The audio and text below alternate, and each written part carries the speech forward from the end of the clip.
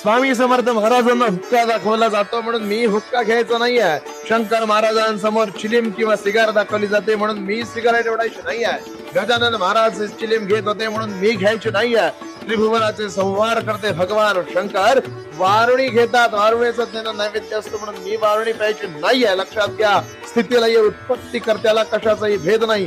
सोने आणि माती दोन्ही त्यांना समान आहेत. निवडुंग आणि शेर जमिनीची लेकरं सगळी त्याच्यासारखी सारखी आहेत. जो उत्पत्ती करताय, ज्यानं सगळं उत्पन्न केलेलं आहे त्याला हा भेद नाही आहे. शंकराप्रमाणे विष आपण कंठ धारण करू शकू का?